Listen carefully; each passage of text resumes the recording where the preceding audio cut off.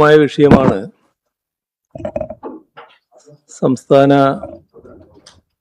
വഖഫ് ബോർഡുമായി ബന്ധപ്പെട്ട് ഇപ്പോൾ ഉണ്ടായിട്ടുള്ളത്. 2026 ഫെബ്രുവരിയിലാണ് വഖഫ് ബോർഡ് പുനഃസംഘടിപ്പിക്കുന്നത്. അതിൻ്റെ പ്രവർത്തനങ്ങൾ ആകെ സ്തംഭിപ്പിക്കാൻ ഉതകുന്ന തരത്തിലാണ് സംസ്ഥാന സർക്കാർ നിലപാട് സ്വീകരിച്ചിട്ടുള്ളത്.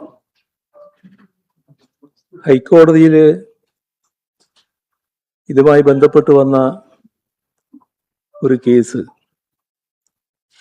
അതിൽ ഹർജിക്കാരോടൊപ്പം ചേർന്നുകൊണ്ട് ഒരു ഒത്തുകളിയാണ് സർക്കാരിൻ്റെ ഭാഗത്തുനിന്നുണ്ടായത്. അതിലൂടെ ഒരിടക്കാല വിധി വന്നിട്ടുണ്ട്. ഇത് വലിയ തോതിൽ ഞെട്ടിപ്പിക്കുന്നൊരു സംഭവമാണ്. 2025 കേന്ദ്ര സർക്കാർ അതേവരെ ഉണ്ടായിരുന്ന വഖഫ് നിയമം പൊളിച്ചെഴുതി സമഗ്രമായി ഭേദഗതി ചെയ്യുന്നത്. അത് സംഘ് പരിവാർ അജണ്ട അനുസരിച്ചുള്ളതായിരുന്നു. അതിൻ്റെ ഭാഗമായി വഖഫ് ബോർഡിൽ അമുസ്ലിങ്ങളെ തിരികെ കയറ്റാനുള്ള നടപടികളുണ്ടായി. അതോടൊപ്പം തന്നെ പലതരത്തിലുള്ള മാറ്റങ്ങൾ ഭേദഗതിയായി കൊണ്ടുവന്നു. ഇവിടെ മുസ്ലിം ആചാരപ്രകാരം 5 വർഷമെങ്കിലും ജീവിച്ചുവെന്ന് തെളിയിക്കുന്നയാൾക്ക് മാത്രമേ വഖഫ് നൽകാൻ കഴിയൂ എന്നെല്ലാമുള്ള ഭേദഗതികളും അതോടൊപ്പം വന്നു. ഇവിടെ ശ്രദ്ധിക്കേണ്ട ഒരു കാര്യം, കേന്ദ്രം ഇത്തരമൊരു നിയമം പാസാക്കിയെങ്കിലും സംസ്ഥാനങ്ങളിൽ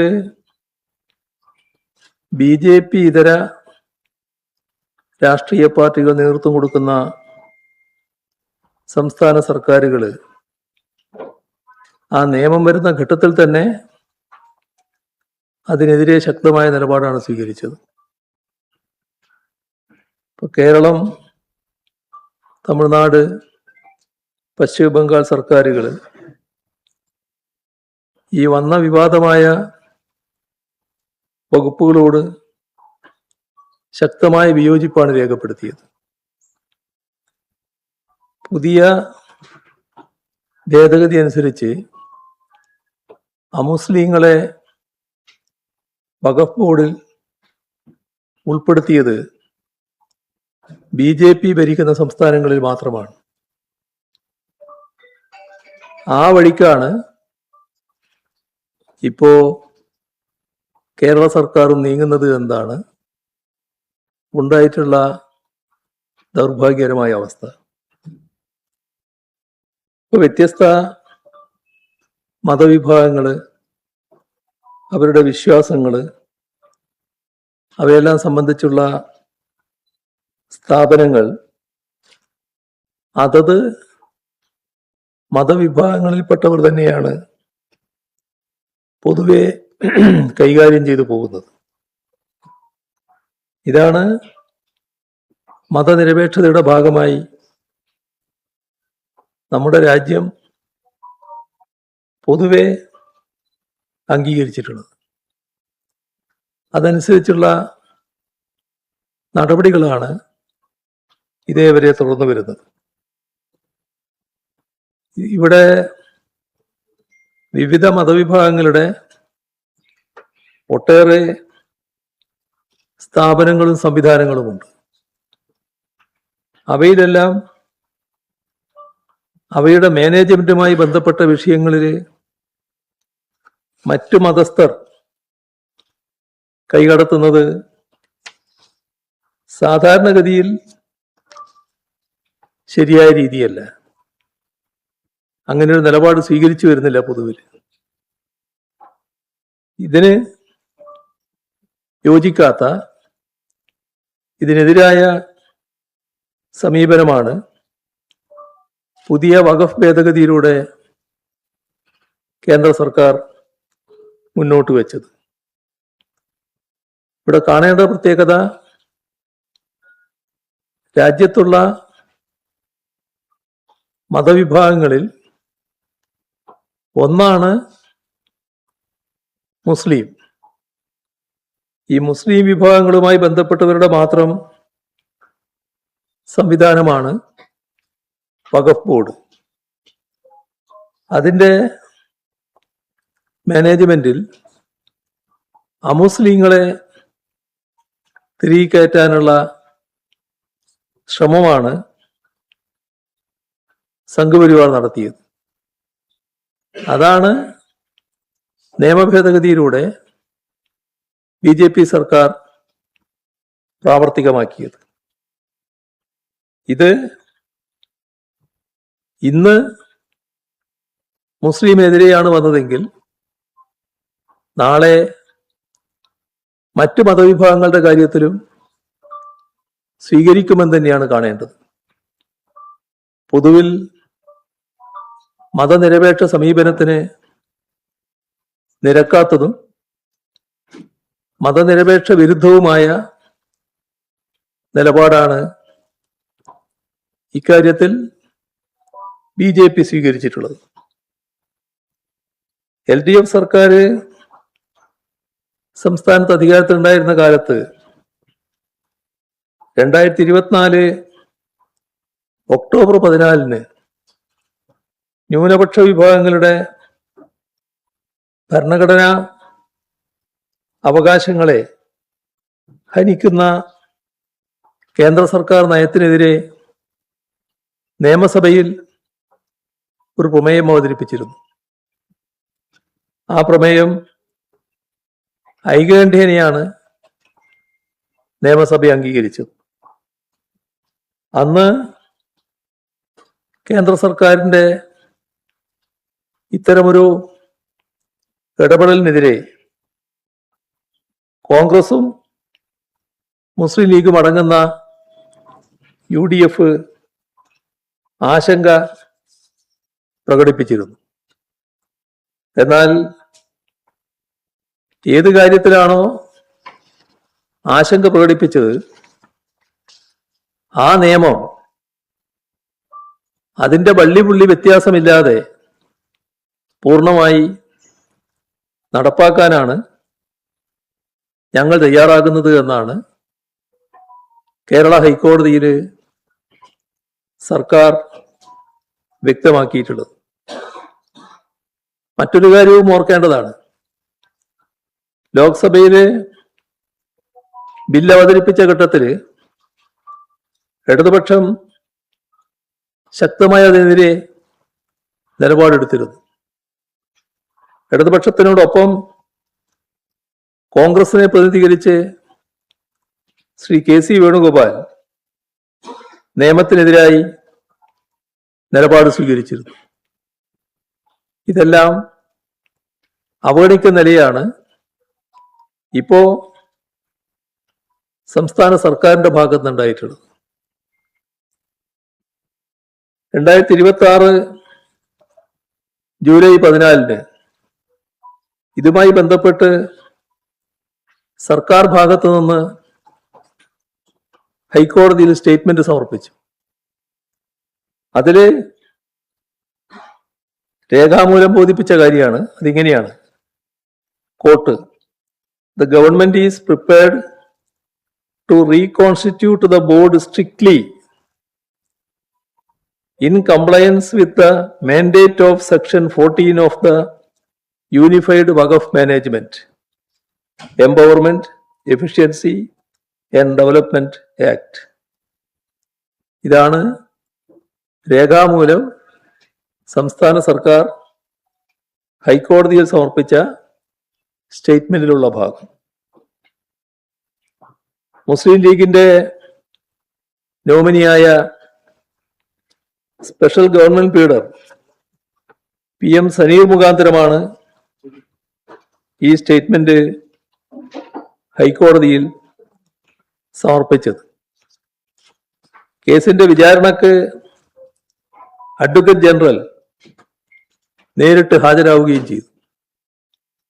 ഇതേ നിലപാട് തന്നെയാണ്, കാരണം സർക്കാരിന്റെ നിലപാടാണ് അഡ്വക്കേറ്റ് ജനറലും കോടതിയിൽ സ്വീകരിച്ചത്. കേന്ദ്ര സർക്കാരിന് വേണ്ടി ഹാജരായത് അഡീഷണൽ സോളിസിറ്റർ ജനറൽ ആയിരുന്നു. അദ്ദേഹവും ഇക്കാര്യത്തിൽ ഹർജിക്കാരോടും സംസ്ഥാന സർക്കാരിനോടുമുള്ള യോജിപ്പ് കോടതിയെ അറിയിച്ചു. വഖഫ് നിയമത്തിലെ 14-ാം വകുപ്പ് പ്രകാരമാണ് സംസ്ഥാന വഖഫ് ബോർഡ് രൂപീകരിക്കുന്നത്. ഇപ്പോൾ 1-ാം ഭേദഗതി അനുസരിച്ച് 11-ൽ കവിയാത്ത അംഗങ്ങളെ സംസ്ഥാന സർക്കാർ നോമിനേറ്റ് ചെയ്താണ് ബോർഡ് രൂപീകരിക്കേണ്ടത്. ഈ 11-ൽ 9 പേരെ നിയമിച്ചാണ് നേരത്തെ LDF കാലത്ത് ഉത്തരവായത്. ബാക്കി 2 പേരെ ഉടൻ നിയമിക്കുമെന്ന് ഉത്തരവിൽ സൂചിപ്പിച്ചിട്ടുമുണ്ട്. നിയമത്തിലെ 14-ാം വകുപ്പിൽ ആകെ അംഗങ്ങളിൽ 2 പേര് അമുസ്ലിം ആയിരിക്കണം എന്ന് നിഷ്കർഷിച്ചിട്ടുണ്ട്. അതുപോലെ തന്നെ ഷിയ, സുന്നി, മറ്റു മുസ്ലിങ്ങളിലെ പിന്നോക്ക സമുദായക്കാർ എന്നിവരുടെ പ്രതിനിധികളും ബോർഡിൽ ഉണ്ടാവണമെന്ന് നിർദ്ദേശമുണ്ട്. അതത് സംസ്ഥാനങ്ങളിൽ ഗണ്യമായ അംഗങ്ങളുണ്ടെങ്കിൽ ബോറ, അഖാഖാനി ഈ വിഭാഗങ്ങൾക്ക് കൂടി പ്രാതിനിധ്യം നൽകണമെന്നുണ്ട്. ഇക്കാര്യത്തിൽ സാഹചര്യങ്ങൾ പരിശോധിച്ച് സംസ്ഥാന സർക്കാരിന് തീരുമാനം കൈക്കൊള്ളാവുന്നതാണ്. ഇവിടെ വഖഫ് ബോർഡിന്റെ യോഗം ചേരുന്നതിന് ഉള്ള കോറം 5 ആണ്. അപ്പോൾ 11-ൽ 5 പേരാണ് കോറം. ആ നിലയിൽ പരിശോധിച്ചാൽ വഖഫ് ബോർഡ് യോഗം ചേരാനോ തുറന്നുള്ള പ്രവർത്തനം നടത്താനോ ഇപ്പോൾ നിയമപരമായി ഒരു തടസ്സവുമില്ല. പക്ഷേ കോടതിയിൽ വഖഫ് ബോർഡിൽ 2 അമുസ്ലിങ്ങളെ കേന്ദ്ര നിയമത്തിനനുസരിച്ച് നിയമിച്ചേ പറ്റൂ എന്ന വാശിയിലാണ് UDF സർക്കാരും അഡ്വക്കേറ്റ് ജനറലും നിലപാടെടുത്തത്. ഇത് BJP ഇതര സംസ്ഥാനങ്ങളിൽ കേരളമാണ് മറ്റ് സംസ്ഥാനങ്ങളിലെ BJP ഗവൺമെന്റിനോടൊപ്പം നിന്നുകൊണ്ട് ഇത്തരമൊരു ഭേദഗതി നടപ്പാക്കുന്ന നില സ്വീകരിച്ചിട്ടുള്ളത്. ഇത് തികച്ചും വഞ്ചനാപരമായ നിലപാടാണ്. ന്യൂനപക്ഷങ്ങളെയും ജനങ്ങളെയാകെയും വഞ്ചിക്കുന്ന നിലപാടാണ് UDF സർക്കാർ സ്വീകരിച്ചിട്ടുള്ളത്. ഇവിടെ നേരത്തെ സൂചിപ്പിച്ച വിഭാഗങ്ങളിൽ 2 അമുസ്ലിം അംഗങ്ങളെ നാമനിർദ്ദേശം ചെയ്തില്ല എന്നും മറ്റുമാണ് ഹൈക്കോടതിയിൽ ഉന്നയിക്കപ്പെട്ട പ്രശ്നം. ഒരു ഹർജിക്കാരൻ BJP സംസ്ഥാന വൈസ് പ്രസിഡന്റാണ്. പുതിയ വഖഫ് നിയമം പ്രാബല്യത്തിൽ വന്നതിനെ തുടർന്ന് നിയമത്തെ ചോദ്യം ചെയ്തുകൊണ്ട് നൂറുകണക്കിന് ഹർജികൾ സുപ്രീം കോടതിയിൽ എത്തിയിട്ടുണ്ട്. അതെല്ലാം ഫയൽ ചെയ്യപ്പെട്ട അവസ്ഥയിലാണുള്ളത്. സ്വത്ത് വഖഫ് ചെയ്യുന്നതിനുള്ള നിയന്ത്രണങ്ങൾ കൊണ്ടുവരുന്ന നിയമത്തിലെ ചില ഭാഗങ്ങളാണ് സുപ്രീം കോടതി സ്റ്റേ ചെയ്തത്. അത്തരമൊരു ഇടപെടൽ ഈ നിയമവുമായി ബന്ധപ്പെട്ട് സുപ്രീം കോടതിയുടെ ഭാഗത്തു നിന്ന് ഉണ്ടായിട്ടുണ്ട്. എന്നാൽ മറ്റു കാര്യങ്ങൾ, അമുസ്ലിങ്ങളെ വഖഫ് ബോർഡിൽ നിയമിക്കുന്ന ഉൾപ്പെടെയുള്ള വ്യവസ്ഥകൾ ചോദ്യം ചെയ്തുകൊണ്ടുള്ള ഹർജികളുണ്ട്. ആ ഹർജികളുടെ കൂട്ടത്തിൽ ഇന്ത്യൻ യൂണിയൻ മുസ്ലിം ലീഗും സുപ്രീം കോടതിയിൽ കേസ് ഫയൽ ചെയ്തിട്ടുണ്ട്. ഈ അമുസ്ലിങ്ങളെ ഉൾപ്പെടുത്തുന്നതിനെ ചോദ്യം ചെയ്യുന്നത് IUML-ന്റെ ഹർജിയുടെ ഭാഗമായി കാണാൻ കഴിയും. ഏറ്റവും രസാവഹമായ കാര്യം, ലീഗിന്റെ മന്ത്രിയാണ് വഖഫ് വകുപ്പിന്റെ ചുമതലയുള്ള മന്ത്രി. ആ ചുമതല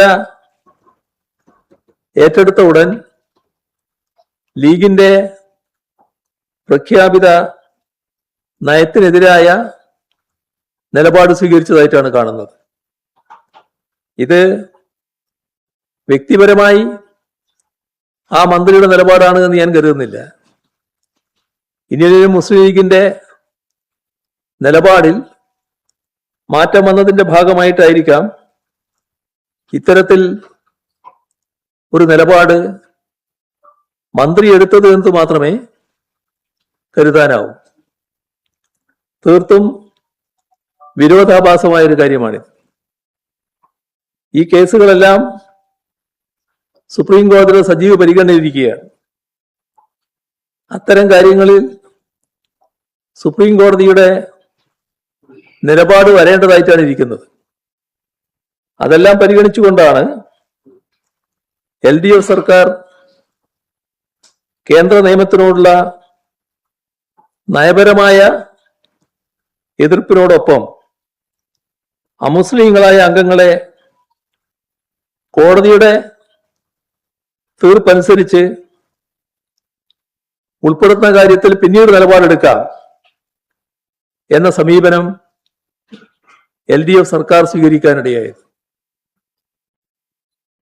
രാഷ്ട്രീയമായി നോക്കിയാൽ ഈ നിലപാടിനോട് പ്രതിപക്ഷത്തിരുന്നപ്പോ യോജിച്ചവരാണ് UDF.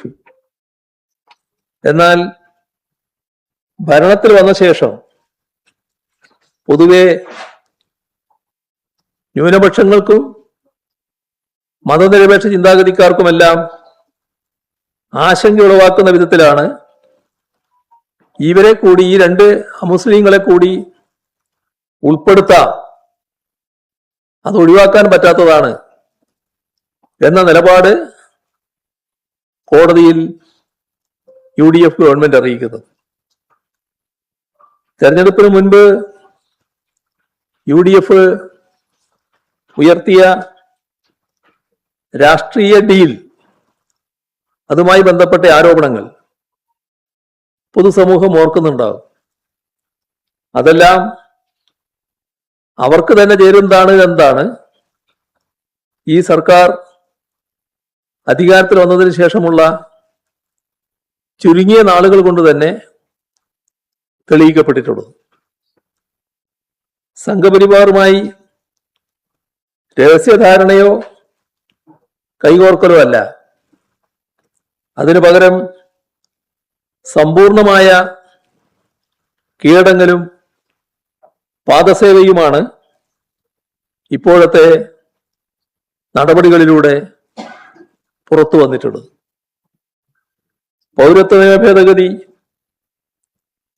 SIR പ്രക്രിയ, ഇതെല്ലാം കേന്ദ്ര സർക്കാർ വ്യാപകമായി ദുരുപയോഗം ചെയ്തത് നാം കണ്ടതാണ്. ഇപ്പോ വലിയൊരു നീക്കം കേന്ദ്ര സർക്കാരിന്റെ ഭാഗത്ത് ഉണ്ടാവുകയാണ്. അതിലേക്ക് വിശദമായിട്ട് ഞാനിപ്പോൾ പോകുന്നില്ല. ന്യൂനപക്ഷങ്ങൾ അധിവസിക്കുന്ന ചില പ്രദേശങ്ങൾ ജനസംഖ്യാ വ്യതിയാനം, ഡെമോഗ്രാഫിക് ചേഞ്ച് പഠിക്കുവാൻ കേന്ദ്ര സർക്കാർ പ്രത്യേക സമിതിയെ നിയോഗിച്ചിരിക്കുന്നു. ഇത് വലിയ വിവാദമാണ് ഉയർത്തിയിട്ടുള്ളത്.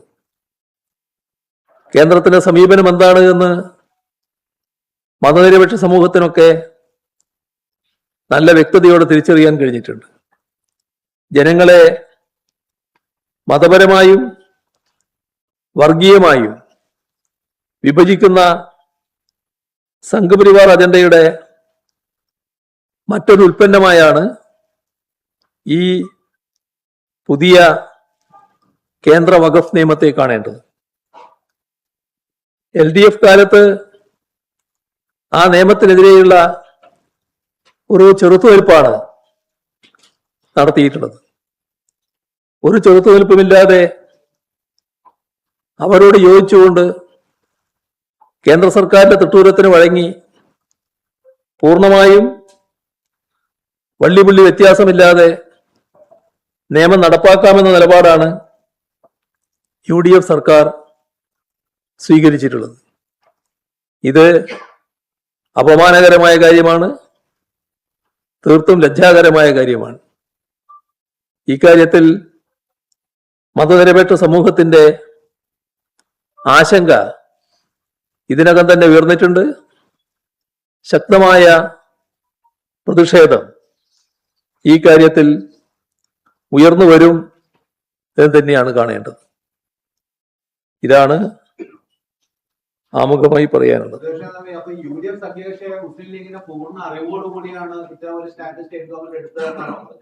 പിന്നെന്താ സംശയം? അതിനൊക്കെ സംശയമായോ? അതല്ലേ വ്യക്തമായിട്ട് വന്നിട്ടുള്ളത്. അവരുടെ അഡ്വക്കറ്റാണ് കോടതിയുടെ മുന്നിലേക്ക് ഇത് എത്തിക്കുന്നത്. അത് അഡ്വക്കറ്റിന്റെ മാത്രം ഏർപ്പാടല്ല, സർക്കാരിന്റെ നിലപാടാകുമ്പോൾ അഡ്വക്കറ്റ് ചെയ്യണമല്ലോ ഗവൺമെന്റ് പേരുടെ നിലക്ക്. എന്നാൽ ആ അഡ്വക്കറ്റിന്റെയോ ആ വകുപ്പ് കൈകാര്യം ചെയ്യുന്ന മന്ത്രിയുടെയോ മാത്രം ഉത്തരവാദിത്തമായിട്ട് എല്ലാവരും അത് വരുന്നത്.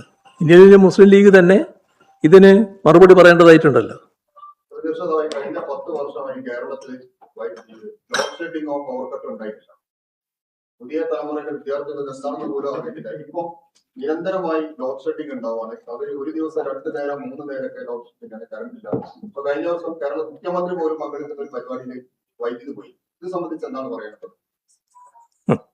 ഇതെല്ലാവരും ചർച്ച ചെയ്തുകൊണ്ടിരിക്കുന്ന ഒരു കാര്യമാണ്. പക്ഷെ ഞാൻ പറയുമ്പോൾ അതൊരു രാഷ്ട്രീയമായിട്ട് മാറുമോ എന്നുള്ളൊരു ശങ്ക എനിക്കുണ്ട്. എന്നാൽ നാടിനാകെയുള്ള പൊതു പ്രതികരണമാണ് നിങ്ങളിവിടെ ഉന്നയിച്ച കാര്യം. ഈ കഴിഞ്ഞ 10 വർഷക്കാലം ഈ പറയുന്ന രീതിയിലുള്ള പ്രശ്നങ്ങൾ നമുക്ക് നേരിടേണ്ടി വന്നിട്ടില്ല. എന്നാൽ വൈദ്യുതിയുടെ കാര്യത്തിൽ സാങ്കേതികമായ ചില പ്രശ്നങ്ങൾ ചിലപ്പോൾ ഉണ്ടായേക്കാം, ഏത് ഗവൺമെന്റ് അധികാരത്തിലുണ്ടായാലും.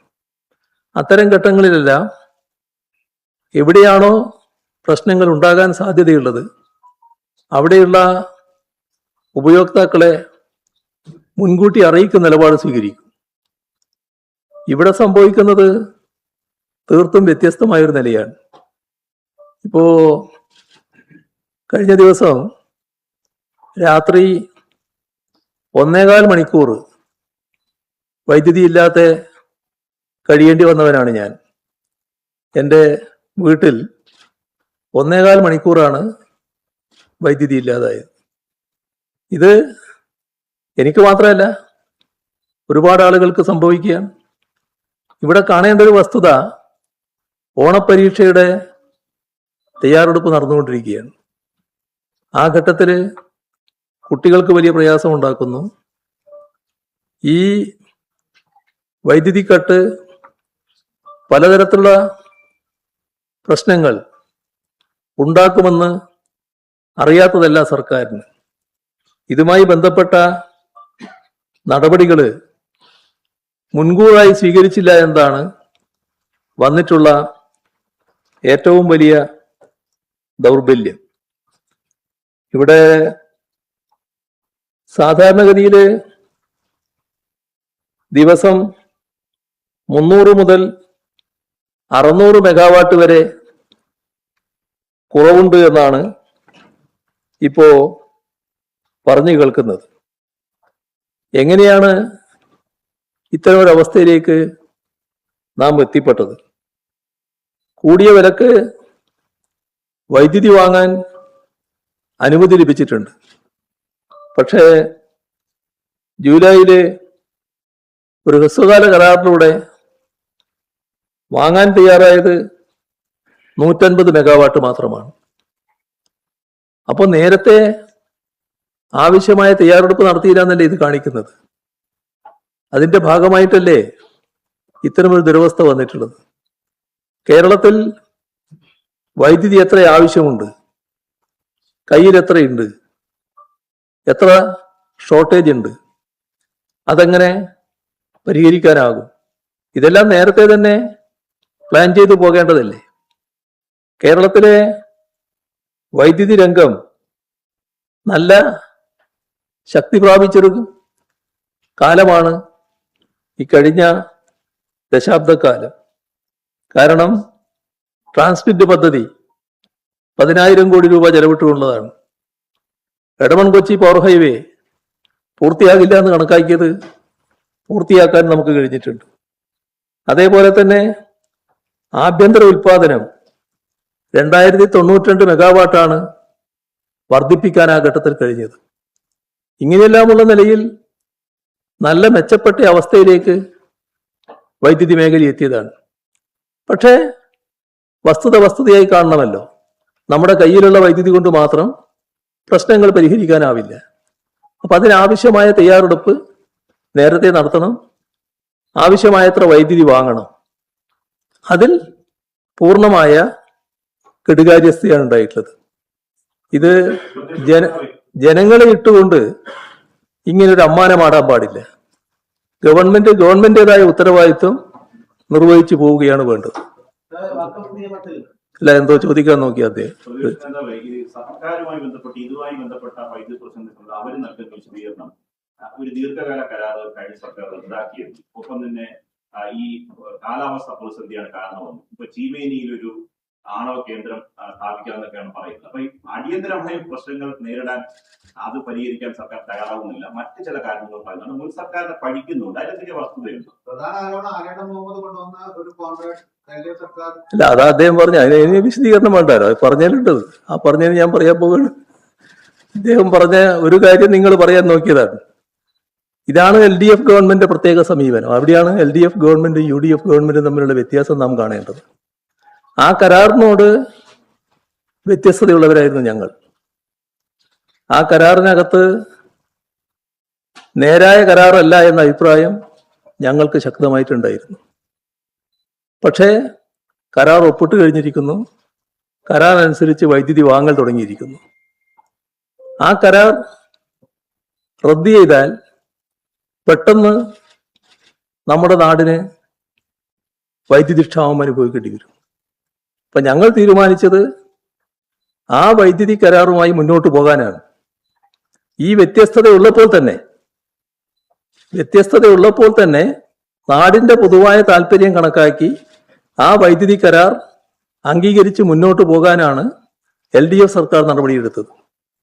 ആ നടപടിയുമായി മുന്നോട്ട് പോകുമ്പോൾ നമ്മുടെ റെഗുലേറ്ററി കമ്മീഷൻ അവരുടെ അനുമതി നേരത്തെ വാങ്ങേണ്ടതായിരുന്നു. ഇത്തരമൊരു കരാറിലേക്ക് പോകുമ്പോൾ UDF സർക്കാർ ആ അനുമതി വാങ്ങിയിരുന്നില്ല. അവരുടെ മുന്നിൽ ഈ പ്രശ്നം സജീവമായിട്ട് നിൽക്കുന്നുണ്ടായിരുന്നു.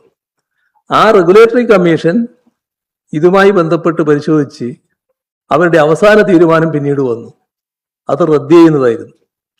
ആ റദ്ദ് ചെയ്ത തീരുമാനത്തിനെതിരെ ആകാവുന്ന നടപടികളെല്ലാം ഞങ്ങൾ സ്വീകരിച്ചു.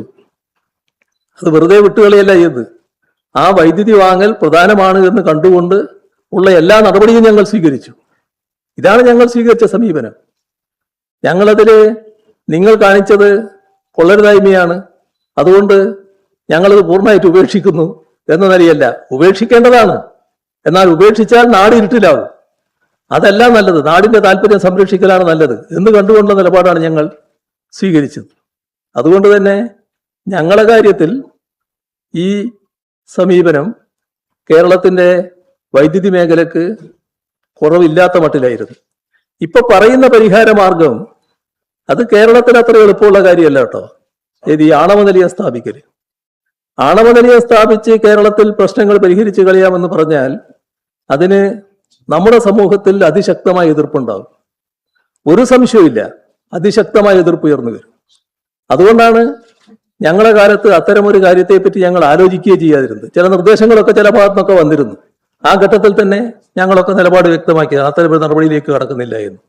ഇപ്പൊ വീണ്ടും അത്തരമൊരു ആലോചനയിലേക്ക് കടക്കുന്നെങ്കിൽ അത് അനാവശ്യമായ പ്രശ്നങ്ങൾ കേരളത്തിൽ സൃഷ്ടിക്കാനായിരിക്കും വഴിവെക്കുക. അതിനു പകരം മറ്റു നടപടികളിലൂടെ വൈദ്യുതി രംഗം കാര്യക്ഷമമാക്കാനുള്ള നടപടികളാണ് സ്വീകരിക്കേണ്ടത്. 2 ദിവസം മുമ്പ് CM പറഞ്ഞ ഒരു കാര്യം, കപ്പൽ നിർമ്മാണശാല ടാറ്റയുടെ 10,000 കോടി രൂപയുടെ കേരളത്തിലേക്ക് വരാൻ പോകുന്നുണ്ട്. ഇന്ന് ടാറ്റയുമായി ഒരു പത്രത്തിലെ പ്രതിനിധി സംസാരിച്ചപ്പോൾ CM അങ്ങനെ പറഞ്ഞപ്പോ ഞെട്ടിപ്പോയി. ഞങ്ങളത് ഇതിനെക്കുറിച്ച് അറിഞ്ഞിട്ടും കേട്ടിട്ടുമില്ല എന്ന മറുപടിയാണ് ടാറ്റയുടെ പ്രതിനിധി. എന്റെ ശ്രദ്ധയിലും അത് വന്നു, നിങ്ങളെ ഈ പറഞ്ഞ കാര്യം. പക്ഷെ ഞാനിപ്പോൾ അതുമായി ബന്ധപ്പെട്ട് മറ്റൊരു കമന്റിലേക്ക് പോകുന്നില്ല. ഏതാണ് വസ്തുത എന്ന് നമുക്ക് കുറച്ച് കഴിഞ്ഞാൽ മനസ്സിലാകുമല്ലോ. ഏതായാലും ടാറ്റ അറിഞ്ഞുകൊണ്ടൊരു കാര്യം വന്നിട്ടില്ല എന്നാണ് ഇപ്പോൾ വന്നതായിട്ട് കാണുന്നത്. ബാക്കി കാര്യങ്ങൾ വരട്ടെ, അതിനുശേഷം പറയാം. കഴിഞ്ഞ 10 വർഷം താങ്കൾ മുഖ്യമന്ത്രിയാകുമ്പോൾ കൈകാര്യം ചെയ്തതാണ് CMDR. ഒരുപാട് പേർക്ക് അതുകൊണ്ട് സഹായങ്ങൾ കൊടുക്കാനും സാധിക്കുന്നത്. പക്ഷെ ഇപ്പം കഴിഞ്ഞ 2 മാസമായി അതിനുള്ള സഹായങ്ങൾ വളരെ പരിമിതമാണ്. മുമ്പൊക്കെ ഒരു മാസം 80 കോടി രൂപ വരെ അതുവഴി സഹായങ്ങൾ കൊടുത്തിട്ടുണ്ട്. ഇപ്പൊ കഴിഞ്ഞ ദിവസം മുഖ്യമന്ത്രി VD സതീശൻ പറഞ്ഞത് മുമ്പൊക്കെ സിഗരറ്റിന്റെ പാക്കറ്റിൽ എഴുതി കൊടുത്താണ് പല ആനുകൂല്യങ്ങളും കൊടുത്തത് എന്നാണ്. ഇപ്പൊ ഓൺലൈനിൽ ഉണ്ടായിരുന്ന സുതാര്യമായ അട്ടിമറിച്ച് പേപ്പറിൽ എഴുതി കൊടുക്കുന്ന രീതിയിലേക്കാണ് പോകുന്നതെന്നാണ് പറയുന്നത്. ഇത് സംബന്ധിച്ച് എന്താ പറയുന്നത്? നമ്മളെ നാട് കൂടുതൽ പുരോഗതിയിലേക്കാണ് പോകേണ്ടത്. അതിന്റെ ഭാഗമായുള്ള നടപടികൾ സ്വീകരിക്കുമ്പോൾ പുറകോട്ട് പോകാനല്ല എപ്പോഴും താല്പര്യം കാണിക്കേണ്ടത്. നമ്മുടെ ഈ നിങ്ങൾ പറഞ്ഞ CMDRFുമായി ബന്ധപ്പെട്ടുള്ള കാര്യങ്ങളിൽ നേരത്തെ പല വിധത്തിലുള്ള പരാതികൾ ഉണ്ടായിരുന്നു. അതില് ചിലര് തെറ്റായത് ഉപയോഗിച്ചു എന്ന പരാതികൾ ഉണ്ടായിരുന്നു. പ്രാദേശികമായി ചില ആളുകൾ വിചാരിച്ചിട്ടാണ് ഈ സഹായം കിട്ടിയത്. ചെറിയ കാശായിരിക്കും. ആ ചെറിയ കാശിൽ നിന്ന് വിഹിതം പറ്റിയ ആളുകളെ പറ്റി അടക്കം പരാതികൾ മുൻപ് കേട്ടിരുന്നു. അങ്ങനെയെല്ലാമുള്ള അനുഭവം ധാരാളം UDF ഗവൺമെന്റ് കാലത്ത് കേരളത്തിലുണ്ടായതാണ്. ഇത് എന്തുകൊണ്ടാണ് സംഭവിച്ചത്? കൃത്യമായ നടപടിക്രമം അംഗീകരിക്കപ്പെട്ടിരുന്നില്ല. അതിനുശേഷം LDF സർക്കാർ നിയതമായ മാനദണ്ഡങ്ങൾ വെച്ചു. അതിന്റെ ഭാഗമായി ഓൺലൈനിലൂടെ അപേക്ഷിക്കാം.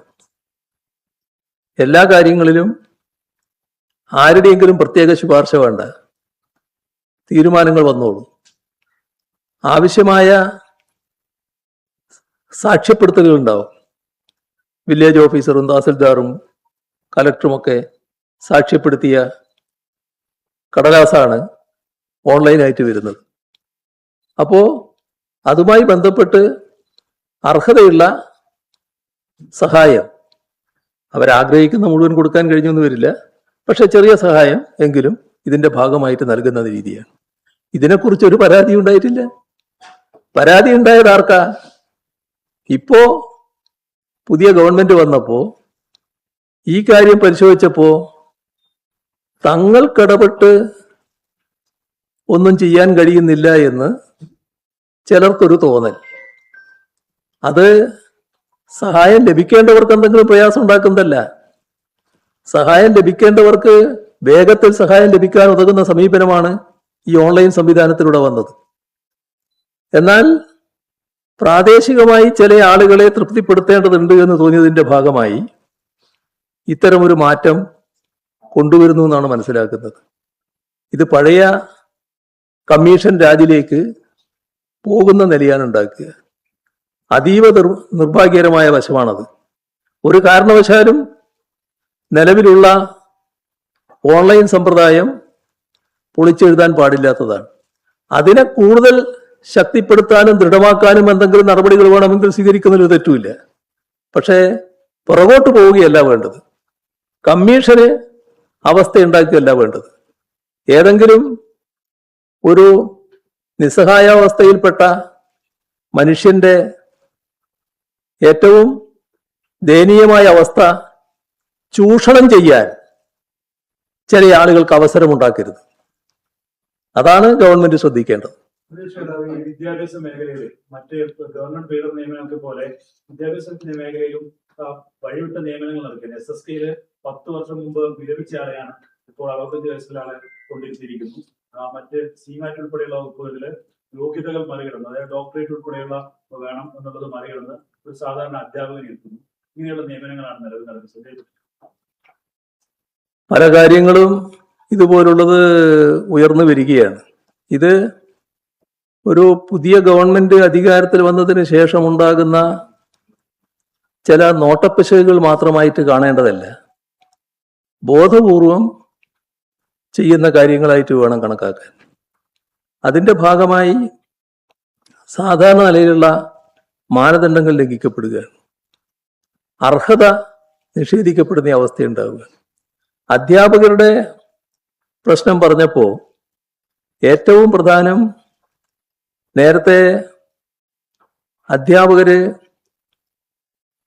വർഷാരംഭത്തിൽ വിദ്യാഭ്യാസ മേഖലയിൽ കണക്കുകളൊക്കെ എടുത്താൽ ചില പോസ്റ്റുകൾ അധികമുണ്ടെങ്കിൽ അവർക്ക് പൊതുവെ സംരക്ഷണം കൊടുക്കുന്ന നിലപാട് സ്വീകരിച്ചു വരാറുണ്ടായിരുന്നു.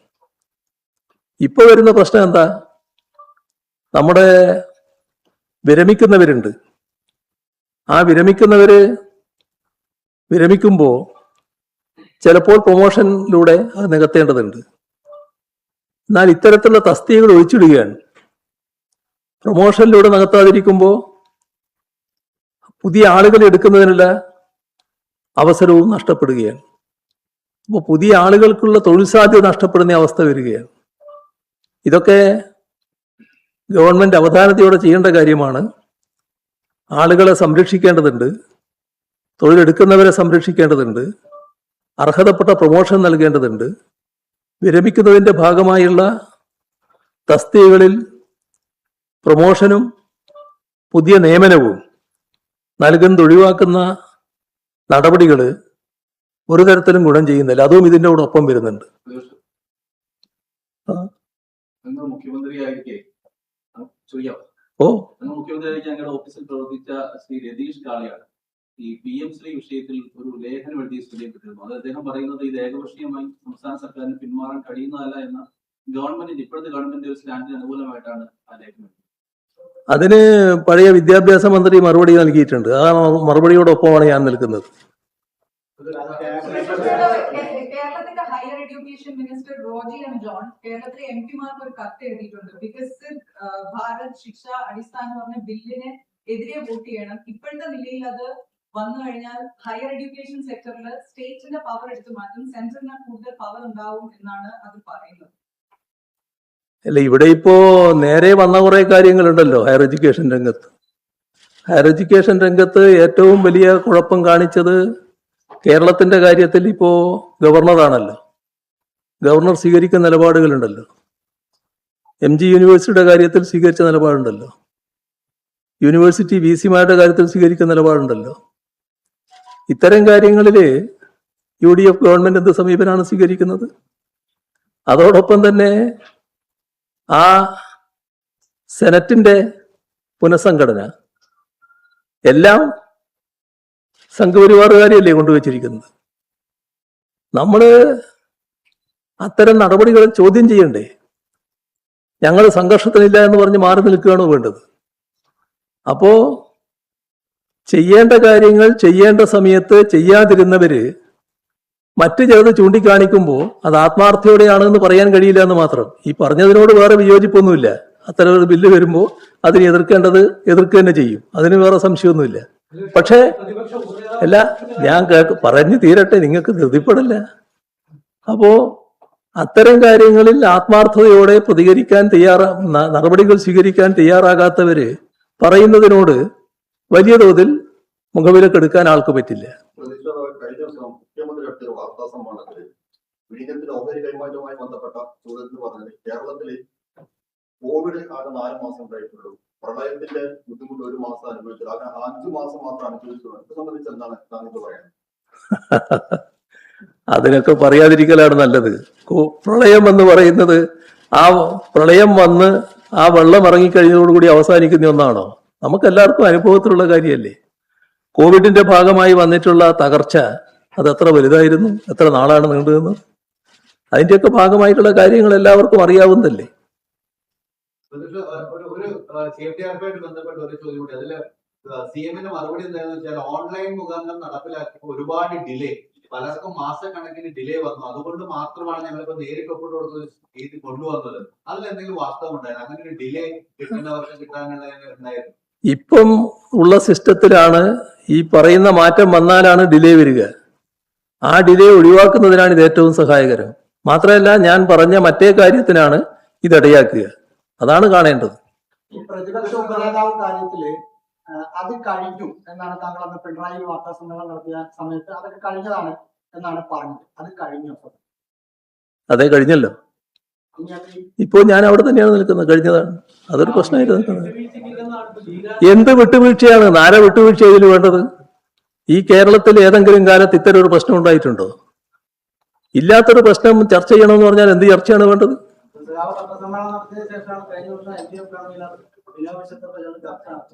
അത് കാണുമല്ലോ, അത് ചർച്ച ചെയ്യല്ലോ. ഞാനും വിനോദത്തെ കാണൂല്ലേ, അത് വേറെ കാര്യം. അതിന് വേറെ പ്രശ്നമൊന്നുമില്ല. ഞങ്ങൾ കാണുന്നതിനൊന്നും വേറെ പ്രശ്നമൊന്നും വരില്ല. നമ്മളൊരു ബദൽ ധവളപത്രം ഇറക്കിയിരുന്നല്ലോ, വസ്തുതകളുടെ ധവളപത്രം. അതെ, അത് യഥാർത്ഥത്തിൽ എന്തുകൊണ്ടാണ് ഒരു പ്രതിപക്ഷത്തിന്റേതായിട്ട് വരാതെ CPM-ന്റേത് മാത്രമായിട്ടാണ്? അല്ല, അത് AKG പഠന ഗവേഷണ കേന്ദ്രത്തിന്റെ ഭാഗമായിട്ടാണ് ഇത് വന്നത്. AKG പഠന ഗവേഷണ കേന്ദ്രമാണ് ഇത് പുറത്തിറക്കിയത്. ഈ വഖഫ് വിഷയത്തില് അങ്ങേക്ക് നടത്തിയ പ്രസ്താവനയ്ക്ക് മറുപടി ഇപ്പോ ലീഗിന്റെ നേതാവ് നടത്തുന്നത് PMA സലാം. അദ്ദേഹം പറയുന്നത് അദ്ദേഹത്തിന് താങ്കൾക്ക് കളവല്ലേ പറയാൻ കഴിയും, കോടതിയിൽ അങ്ങനെ പറഞ്ഞിട്ടില്ല, അതിന്റെ പ്രവർത്തനങ്ങൾ പരിശോധിക്കണമെന്ന് മാത്രമാണ് പറഞ്ഞത് എന്ന് മാത്രമാണ് പറഞ്ഞത്. അത് അങ്ങക്ക് കളവ് മാത്രമേ പറയാൻ കഴിയൂ. അതെ അതെ അതെ. ആര് കളവ് പറയുന്നു, ആര് വസ്തുത പറയുന്നു എന്നൊക്കെ ഉള്ളത് കോടതിയുടെ മുന്നിലുള്ള കാര്യങ്ങളല്ലേ. അതില്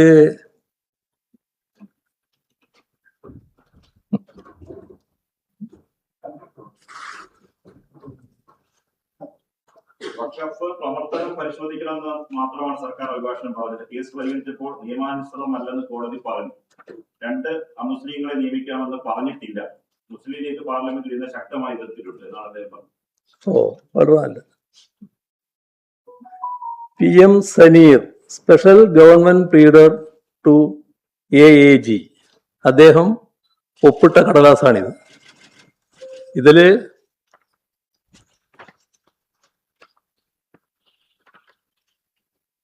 it is contended that 2 non-Muslims are provided under the second proviso, 1 Shia and 1 other backward classes among Muslim community provided under the third proviso, 1 each from Bohra and Agargaon communities, which are to be nominated as per 4th proviso of subsection 1 of section 14, is not represented in the Waqf board as per the notification. ഒരു ഭാഗം. It is further contended that the determination of various clauses among Muslim community envisaged under section 14(6) has not been carried out by the government before insisting the above notifications. There is another contention that the persons who are appointed representing various classes specified under subsection 1 of section 14 was not fulfilling the necessary qualifications to represent a particular category. അവസാന ഭാഗം ഒന്ന് ശ്രദ്ധിച്ചേ. Taking note of all the above facts and infirmities, the government is prepared to reconstitute the board strictly in compliance with the mandate of section 14 of the Unified Waqf Management, Empowerment, Efficiency and Development Act 1995. എന്തായി പറഞ്ഞത്? ഞാനാണോ കളവ് പറഞ്ഞത്? എത്ര വേഗത്തിലാണ് ആളുകളെ തെറ്റിദ്ധരിപ്പിക്കാനുള്ള ശ്രമങ്ങൾ നടക്കുന്നതാണ് കാണേണ്ടത്. ഒരുപാട് കള്ളങ്ങൾ പ്രചരിപ്പിച്ചുകൊണ്ട് തെറ്റിദ്ധരിപ്പിക്കാനുള്ള ശ്രമങ്ങൾ നടന്നതാണല്ലോ. ഇത് കയ്യോടെ ഇതിന്റെ അടിയിൽ PM Saneer special government pleader to AAG എന്ന് പറഞ്ഞ് ഒപ്പിട്ടിട്ടുണ്ട്. ആ ഭാഗമാണ് ഞാൻ നേരത്തെ പറഞ്ഞത്. ഇനി അതിന്റെ അപ്പുറത്തുള്ള കടലാസുകളും എന്റെ കയ്യിലുണ്ട്. എല്ലാം എല്ലാത്തിലേക്കും ഞാനിപ്പോ പോകുന്നില്ല. സംശയം, അതായത് കേന്ദ്ര വകുപ്പാണെങ്കിലും മറ്റേത് വിഷയത്തിലാണെങ്കിലും കേന്ദ്ര സർക്കാർ ഒരു നിയമം കൊണ്ടുവരുമ്പോൾ അതിന് വിരുദ്ധമായ നടപടി സ്വീകരിക്കാൻ ഏതൊക്കെ തരത്തിലാണ് പ്രായോഗികമായി സംസ്ഥാന സർക്കാരുകൾക്ക് കഴിയണമല്ലോ. ഇവിടെ ഒരു മുസ്ലിം മതവിഭാഗത്തിന്റെ ബന്ധപ്പെട്ടിട്ടുള്ള ഒരു സംവിധാനം, ആ സ്ഥാപനത്തിന്റെ നിയന്ത്രണം അമുസ്ലിമിന്റെ കയ്യിലാവണം എന്ന് പറയുന്നതിനോട് യോജിക്കാനാവുമോ? അതിനെതിരെയുള്ള ഫൈറ്റ് വലിയ തോതിൽ നടക്കുകയല്ലേ. അതിന്റെ ഭാഗമായിട്ടല്ലേ നൂറുകണക്കിൽ ഹർജികള് സുപ്രീം കോടതിയുടെ മുന്നിൽ നിൽക്കുന്നത്. സുപ്രീം കോടതി വിധി പറയാൻ നിൽക്കുകയല്ലേ. നിങ്ങൾ എന്തിനാണ് തുതിപ്പെട്ട് അതിനോടൊപ്പം നിൽക്കുന്നത്, അതിനോടൊപ്പം ചേരുന്നത്? അതുമായി ബന്ധപ്പെട്ടുള്ള കാര്യങ്ങൾക്ക് സാവകാശം എടുക്കണ്ടേ? ആ അവസാനം വരെ നമ്മൾ നോക്കണ്ടേ? മുസ്ലിമിന്റെ താല്പര്യം സംരക്ഷിക്കുന്നതിനുള്ള നടപടികൾ സ്വീകരിക്കണ്ടേ? അവിടെയല്ലേ ന്യൂനപക്ഷ സംരക്ഷണത്തിന്റെ പ്രശ്നം വരുന്നത്. എല്ലാം നമുക്ക് എല്ലാവർക്കും അറിയാവുന്നതാണല്ലോ എന്തുകൊണ്ടാണ് ഇങ്ങനെ വരുന്നത് എന്ന്. ആ വരവ് നല്ലതല്ല. അവിടെയാണ് ഞാൻ നേരത്തെ പറഞ്ഞ കീഴടങ്ങലും ദാസ്യമനോഭാവവും വരുന്നത്. ആ കീഴടങ്ങലും ദാസ്യമനോഭാവവുമല്ല കേരളത്തിന്റെ മതനിരപേക്ഷ സമൂഹം, ഇവിടുത്തെ ഈ സംസ്ഥാനത്തെ ഗവൺമെന്റിൽ നിന്ന് പ്രതീക്ഷിക്കുന്നത്. ഏത് ഗവൺമെന്റ് ആയാലും അതാണ് പ്രശ്നം.